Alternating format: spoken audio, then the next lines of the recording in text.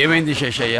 జగదాంబామ్మ అస్థికులు తమరు గంగలో కలిపొచ్చారు. ఇక్కడ గంధర్వమహల్ పరువు గంగలో కలిసిపోయిందయ్యా.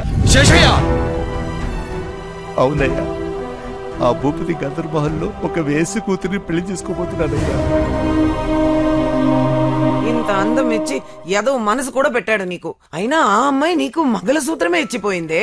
ఈ హారం వేసుకునేదానికి ఏంటి? నా పుణ్యం నీ అదృష్టం కలిసి వచ్చి మనకు అల్లుడు గారు దొరికారు. అట్ట ఆలోచించకే, అందం పాడవుతుంది.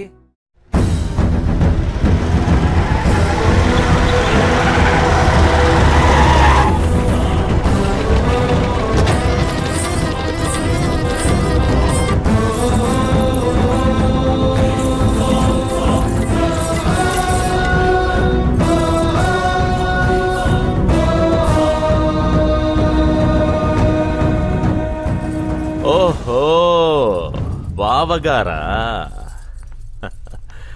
కాశీ ప్రయాణం బాగా జరిగిందా? అస్థికలు కలిపిన చేతితో అక్షితలు వేయడం మంచిది కాదని పెళ్లికి పిలవలేదు. అయినా పెద్ద మనసుతో వచ్చారు, సంతోషం. రే, బావగారికి కుర్చీ వేయండ్రా. ఆయన మీకు అక్షంతలేసి ఆశీర్వదించడానికి రాలేదు. ఈ ఇంటి ఆడపడుతు సంవత్సరం అయ్యేంత వరకు ఇక్కడ ఏ శుభకారం జరిగినా ఇంటికి అరిష్టం. అరిష్టమా అంటే? నా పెళ్లి నేను చేసుకుంటే ఇక్కడ స్తంభాలు విరిగిపోతాయా, గోడలు పెచ్చులుడిపోతాయా? లేకపోతే పైకప్పు అమాంతం కూలిపోయి ఈ గంధర్వమహల్ నేలమట్టమైపోతుందా? రేయ్, నీలాంటి మూర్ఖుడికి ఈ గంధర్వమహల్లో గోడలు రాళ్లే కనిపిస్తాయిరా. కానీ మాకిది ఆలయం. పవిత్రమైన నా గంధర్వమహల్లో ఇలాంటి భాగోతాలు ఆడుతుంటే చూస్తూ ఊరుకోను. అంతగా నీకు పెళ్ళే కావాలనుకుంటే ఇక్కడి నుంచి బయటికి పో. ఎవరింటికొచ్చి ఎవరిని పొమ్మంటున్నావు రాయుడు? గంధర్వమహల్ నీది అన్నది గతం. ఇప్పుడిది నాది. ఇక్కడ పెళ్ళంటూ జరిగితే నాకు అమృతవల్లికే జరుగుతుంది. కాదని ఎవడాపుతాడో చూస్తాను. రాయ్, కొట్టండి బాసికం. రేయ్, వద్దు వద్దు, మీ గొడవ వల్ల పీటల వరకు వచ్చిన పెళ్లి ఆగిపోయిందంటే దీని బతుకు బజార్ పాలైపోతుంది. ఊరందరికీ న్యాయం చేస్తారంటారు, నా కూతురికి అన్యాయం చేసి దీని ఉసురు పోసుకుంటారా? చూడండి, ఇది మాత్రం మీ చెల్లెలాంటిది కదా బాబు. నోరు ముయ్యవే. గంధర్వమహల్ ముందుకి పొరపాటున వచ్చినా చెంగుచాటును మొహాన్ని దాచుకుళ్లే సాలి ఉండవి. నీ కూతురికి జగదాంబకి పోలిక. బయటికి వెళ్ళండి, బజారు పుట్టాలా.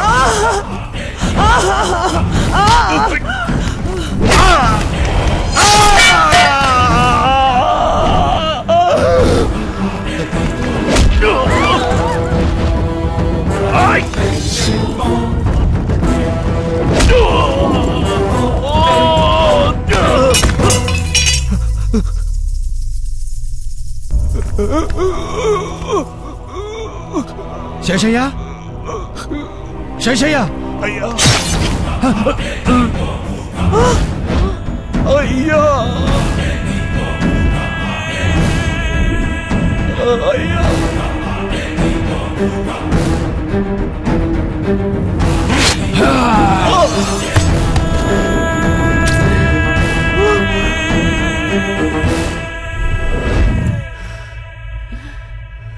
కంగారు పడకమృతం. ఈరోజు మన పెళ్లి. రాజా ఫణీంద్ర భూపతికి, అప్సర కన్య అమృతవల్లికి గంధర్వమహల్లో వైభవంగా పెళ్లి జరుగుతుంటే అడ్డొస్తాడా వీడు? జాగ్రత్త అమృతం. నిన్న అపురూపంగా ప్రతిష్ఠించుకుందామనుకుంటే వీడి చెల్లెలడ్డొచ్చింది. దాన్ని చంపేశాను. మన మధ్య ఎవడడ్డొచ్చినా చంపేస్తాను.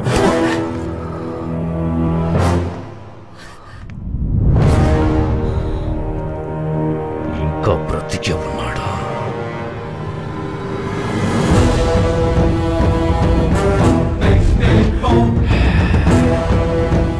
భయపడకమృతం. మన పెళ్లి మంటపం సాక్షిగా నీ మెళ్ళో తాళి కడతాను. కాని పక్షంలో నేను నీ ఫణీంద్ర భూపతినే కాదు,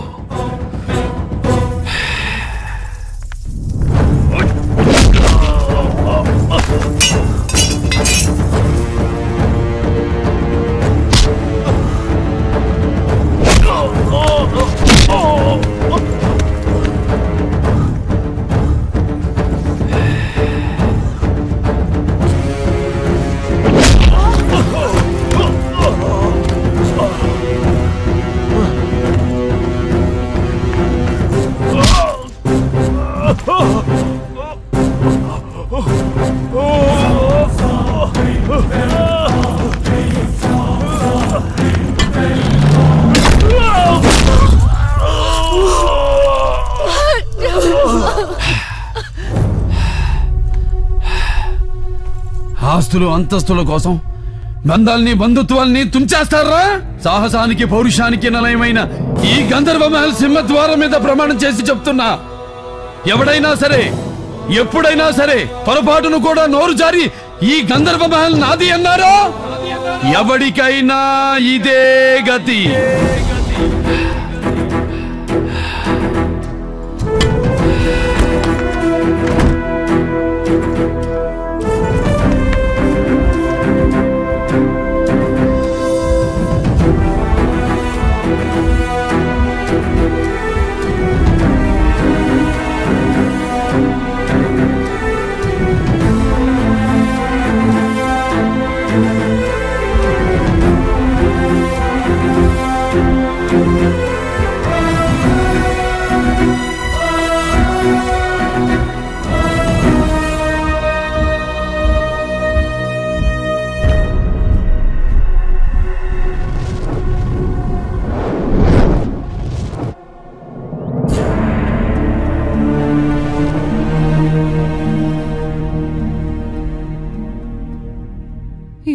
ఈ గంధర్వ మహల్ ఇలాగే శిథిలం అయిపోతుంది అనుకున్నాను. కానీ ఇన్నాళ్లకు కలకల్లాడుతూ మళ్ళీ చూశాను. మళ్ళీ ఇంట్లోకి అడుగుపెట్టి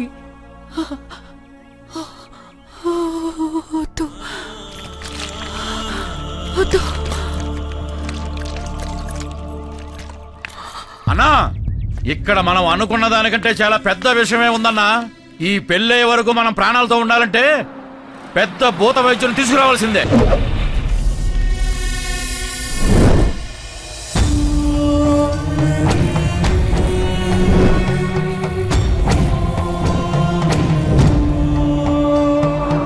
నాలుగు దశాబ్దాల క్రితం ఇక్కడ 3 అకాల మరణాలు సంభవించాయి. 1813, 1-8-9 భారతీయులు అదృష్టంగా భావించే సంఖ్య. శుభం 13 విశృంఖల నాగరికతతో విర్రవీగే పాశ్చాత్యులను సైతం గడగడలాడించిన సంఖ్య. అశుభం. ఈ సంఖ్యలో ఉన్న శుభ అశుభాల్లాగానే ఈ మహల్లో ఎప్పుడూ మంచి చెడు ఎదురుపడుతూనే ఉంటాయి. అద్భుతమైన ముఖవర్చస్సు, ఆ చూపులో తేజస్సు, అణువణువున ఉట్టిపడే రాజసం. నమ్ముకున్న వారికి దేవుడు, నమ్మక ద్రోహుల పాలిట యముడు. అకాల మరణమైన అచంచలంగా ఉన్న ఆత్మ ఈయనది.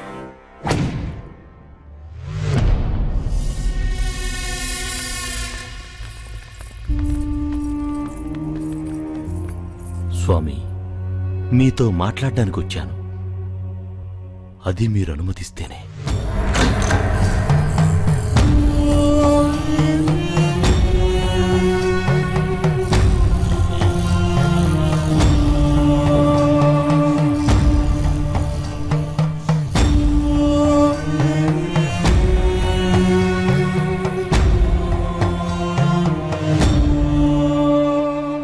స్వామి, అందరూ భయపడుతున్నారు. మీ మనవరాలు పెళ్లి, మీరున్నారన్న ధైర్యం మీ అబ్బాయికి కావాలి.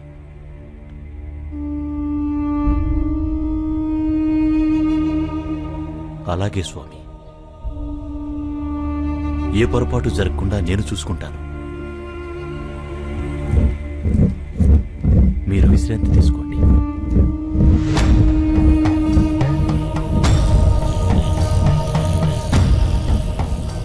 స్వామి, ఇక ఈ పెళ్లికి ఏ అడ్డంకి లేనట్టేనా? పెళ్ళిప్పుడు? రేపు రాత్రికే స్వామి. మళ్ళీ చెప్పు. అవును స్వామి, రేపే.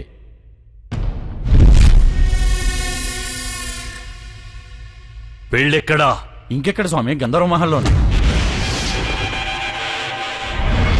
నా ప్రేమ ఓడిపోకూడదు. ఇక్కడ పెళ్ళంటూ జరిగితే నాకు అమృతవల్లికే జరుగుతుంది. మన మధ్య ఎవడడ్డొచ్చినా చంపేస్తాను. దాసు, ప్రేతపీఠం.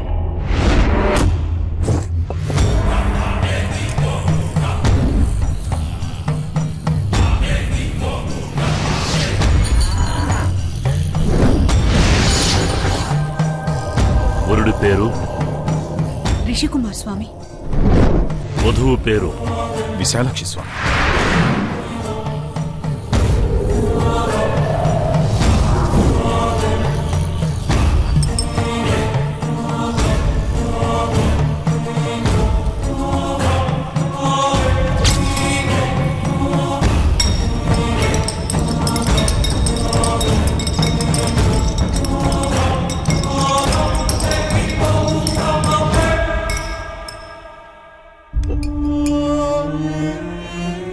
నాకు తెలుసు స్వామి, గంధర్వ మహల్లో పెళ్ళంటే నువ్వు తప్పకుండా వస్తావని.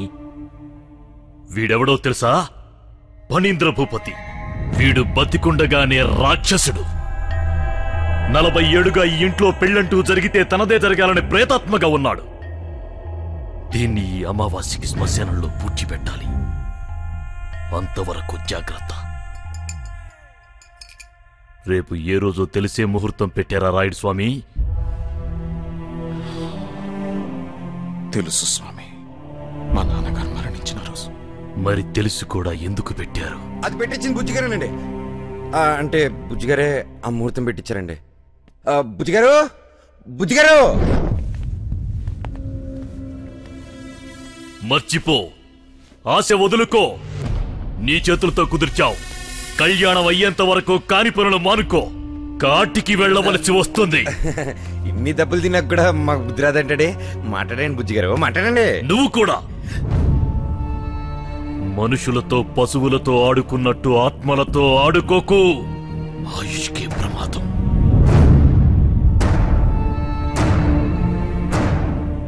ఆత్మలు ఆత్మలుగా ఉన్నంతసేపు ఏ సమస్య లేదు. కానీ వాటిని రెచ్చగొడితే మాత్రం అదే ఆహ్వానం అనుకుంటాయి. నచ్చిన వాళ్ల మీద ఆవాహం అవుతాయి. అప్పుడు వాటిని అదుపు చేయటం ఎవరి వల్ల కాదో. స్వామి, మరి పెళ్ళి? ఎల్లుండి ఉదయం 10:22 ముహూర్తం ఉంది. అదే ముహూర్తాన్ని ఖాయం చేసుకోండి. రేపు సంధ్యా సమయానికి నేను మళ్ళీ వస్తాను.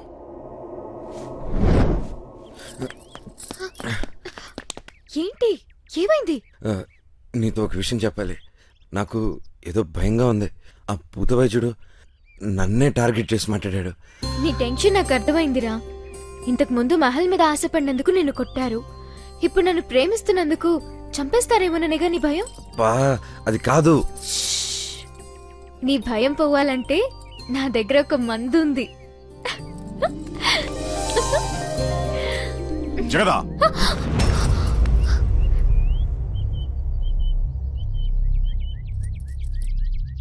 మీ తల్లిదండ్రులు పిలిపించా, మాట్లాడాలి. నాన్నా, నీ కోరిక నీ మనవుడు నెరవేర్చబోతున్నాడు. గంధర్వ మహల్ నుండి పిలుపొచ్చింది. వెళ్తున్నా.